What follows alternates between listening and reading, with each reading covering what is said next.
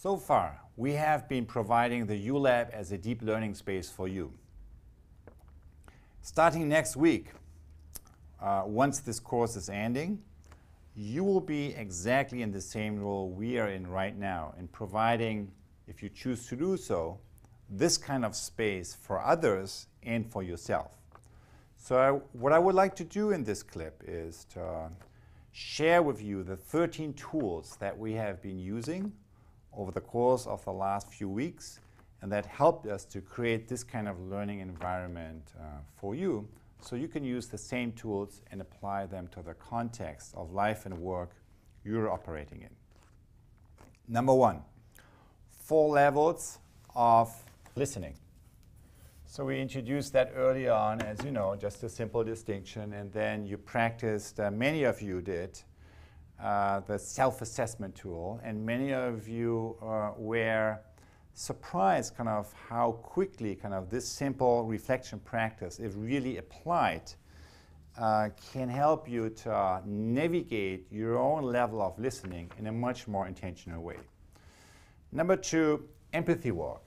And again, the empathy work can be applied in any kind of context, in any kind of situation you're in. And many of you commented on how profoundly kind of that simple practice open up a new level of awareness of what it takes to really connect with others, but also what some of the obstacles are that can get into the way and that we need to navigate more intentionally. Number 3, 4 levels of conversation. Again, kind of a simple distinction, and again, many of you use the self-assessment tool that helped you to navigate kind of this territory, kind of the way we communicate, the way we, through the ways we communicate, co-create the world we operate in a more intentional way, with the shift towards level 3, towards dialogue, towards having a conversation that allows the system to see itself as a key turning point. Number 4, video clips. So for all these distinctions and for all the key concepts, we have a bunch of great video clips. All of them are available to you, so those are great tools that you could integrate into the learning environments and your own method, your own toolkit of methods and tools that you apply and bring to a situation when you work with others, with groups, and with organizations and larger social systems. Journaling.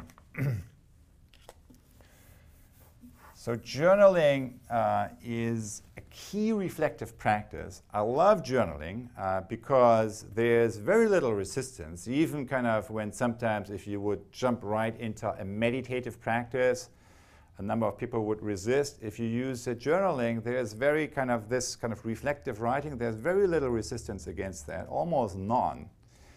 And it allows you to, that's the other thing I love about journaling, it really allows you to customize that, to adapt that to a situation as needed. With the materials that we shared on our websites, kind of the edX website and the Presencing Institute websites, you have great examples how to phrase powerful questions. But the great thing about journaling is you can just, wherever you are, you tune into the situation where the group is at, and you kind of come up with a new set of questions that is really linking well to the situation.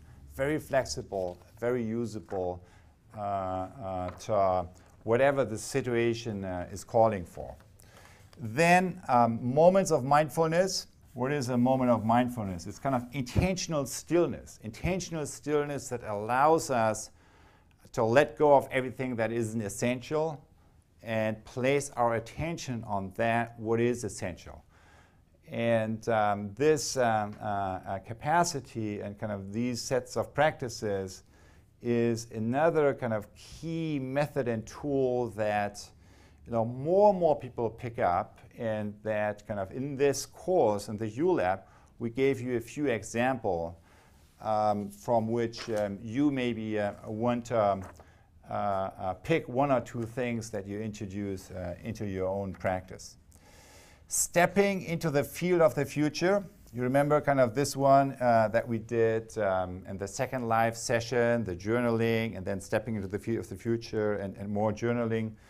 This is really kind of connecting with the future that's wanting to emerge in a more refined way and bringing out all these different voices. And again, these 17 or so questions that we are using here, they have been well proven, they really work well. But again, so if you find kind of being in a situation, if I use this set, I always adapt and kind of evolve that a little bit as needed by the community and by the context you're operating in. Coaching circle process. Many of you kind of use that, kind of the weekly coaching circle meetings, the 7-step process, going kind of in 60, 70 minutes through the U process with the mirroring and the heart of it. It has been transformative to many of you, to many of us. And I would say there's probably nothing more powerful in the world than giving loving attention to each other, kind of from a circle, kind of from a small group of people who really try to be in support of each other. So it's a movement in the world, I think. It shows up in different names. It's not kind of unified, but I'm sure many of you already have your own circles. In many cases, you may want to use the connections that you formed through the u.lab to somehow continue this process one way or another, or to continue the process and bring in other people kind of from your friends, kind of from your environment, into this kind of more intentional, deep coaching and deep listening process. Then prototyping practices and tools. Again, kind of there is something that we did. It was just the beginning, of course. There are more tools available on the websites that come with this course. And you already realize kind of that, the real point about the prototyping practices is basically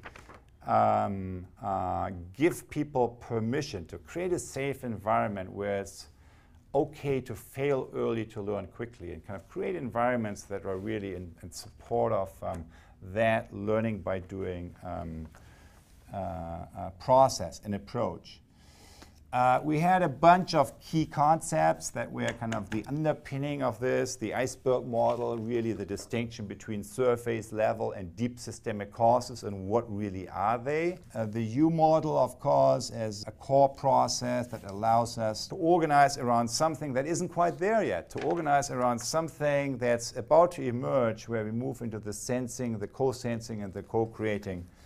And then, of course, the matrix of social evolution as a concept that takes this deeper opening process that's indicated here, the open mind, the open heart, the open will, and applies it not only to the level of the individual, but to the level of the group, the organization, and also the larger system, as an organizing framework of really thinking about the larger systems changes and the strategies that we engage in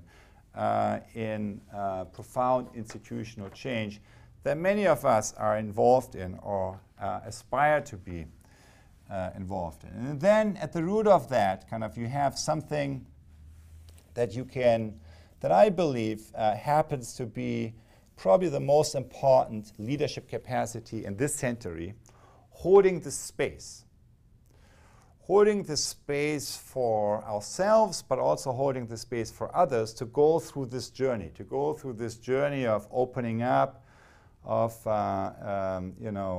connecting our current self to the emerging future self, to our highest future possibility, connecting to our deeper sources, and holding that space. Remember Zubin Mehta, in one of the first clips that we showed, kind of holding the space for Placido Domingo and for that emerging moment of music, which then included everyone, the whole orchestra, the whole audience, and so on. holding the space is a capacity that requires us to not move in too much, micromanage, impose our own will, and so on, but also not too little. It's not about disappearing, it's not about overimposing, but it's being there, being with, staying with, and holding the space for something that is wanting to happen, to happen and to arrive at its own schedule. So to do that in complex group processes, in change processes, it requires us to pay attention to the physical space, to the digital space, to the social environment. It often also kind of the mental, kind of the constructs, kind of different levels of operating constructs and frameworks that help people to differentiate, kind of to see different options and angles, see at the current situation from different angles. And lastly, intention. How you shape the field, how you can kind of activate the field by really putting your own intention into the service of the emerging whole. So one of the most useful tips I ever got is to really attune your intention on the night before a workshop with what this workshop or this process or this community or you and your work want to be in service of. So kind of to help that community kind of to connect with its highest future possibility, for example. Now, when we run larger events, for example, on the evening before, upon kind of finishing all the preparations, we would convene in the physical space where that meeting or gathering or workshop takes place the next day. And then, you stand in a circle or you sit in a circle and you just go around. And every person with a sentence or two is articulating their own kind of intention that they are holding for the highest future possibility, for what they want to be in service of through the event the following days. And by doing that as a group, by listening to each other, kind of you form a little kind of holding space, kind of something that allows all these individual intentions to connect with each other and kind of to form something more collective. And then kind of as a core group, kind of moving through this workshop, moving through these days, it helps you to connect better, to be more awake, and to be also more connected. In your role of holding this space for others, holding this space for a community or a complex stakeholder gathering, to really connect to its highest future possibility and not be trapped by just the patterns of the past. So those are a few things. And I hope that, some of that, I'm sure many of these things you already knew and practiced before. Some of them may be more new, or you haven't really quite practiced yet, and kind of the u.lab kind of was a way of you for getting acquainted with that. And as you know, kind of real change, the way it works is not to kind of do all of this at once, but just to pick one or two or three things that really resonate with you and integrate them into your own body of methods and tools and practices. So as you look at this, ask yourself, in this co-sensing space, what are one or two things that you really found useful that you want to integrate into your own toolkit of methods and practices? What are kind of one or two things that refer to or connecting to our deeper sources that really resonated with you in your experience of the u.lab, and how can you integrate them in your everyday practices moving forward? And then lastly, kind of on this side, kind of bringing the new into reality, prototyping, learning by doing, what are the kind of environments that you create for yourself, kind of that really helps you to engage in this spirit of integrating head, heart, and hand, and fail early to learn quickly type of approaches of co-creating the new.